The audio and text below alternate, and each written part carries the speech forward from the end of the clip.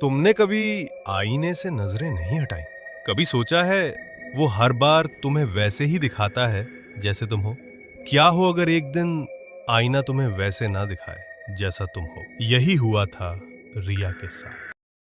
3 AM mirror challenge. रिया को horror में मजा आता था। इंटरनेट पर एक नया ट्रेंड चला था, मिरर रिचुअल। 3 बार अपना नाम बोलो और अगर आईना जवाब दे दे तो समझ लो वो तुम्हें अंदर बुला रहा है। रिया ने इसे मजाक समझा। रात के ठीक 3 बजे जब सब गहरी नींद में थे, रिया आईने के सामने खड़ी थी। बाथरूम में हल्की पीली लाइट, एक पुराना धुंधला आईना। उसने कैमरा ऑन किया और धीरे से बोली, रिया, रिया, रिया। कुछ नहीं हुआ। वो हंसी और कमरे से निकल गई, लेकिन आईना उसे जाते हुए देखता रहा और उसके पीछे उसका अक्स अब भी वहीं खड़ा था। अगली रात रिया के कमरे में कुछ अजीब होने लगा। उसका फोन अपने आप रिकॉर्ड करने लगा। रिकॉर्डिंग में कोई परछाई उसके बिस्तर के पास खड़ी थी, लेकिन कमरे में कोई नहीं था।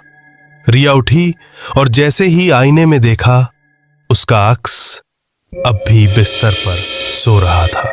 डर चुकी थी। उसने घर के सारे आईने ढक दिए, खिड़कियों पर मोटे पर्दे, बाथरूम का आईना कागज से सील कर दिया।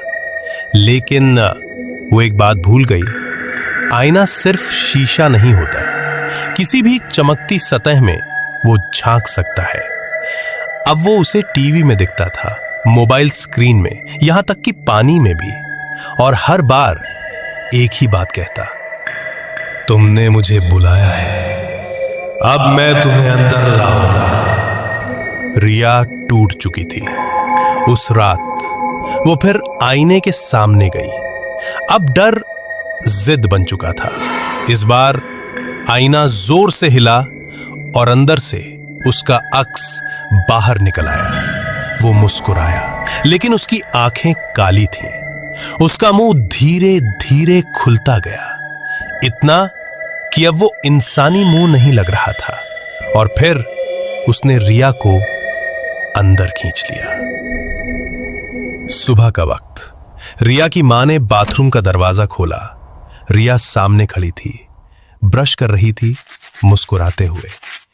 मां मुस्कुराई, लेकिन तभी मोबाइल बजा। रिया की बॉडी अब भी कमरे में थी, बिल्कुल ठंडी और मरी हुई।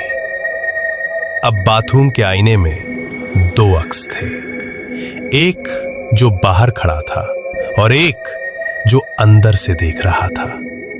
अंदर वाला अक्स धीरे से मुस्कुराया और धीमी खौफनाक आवाज में बोला, अब अगला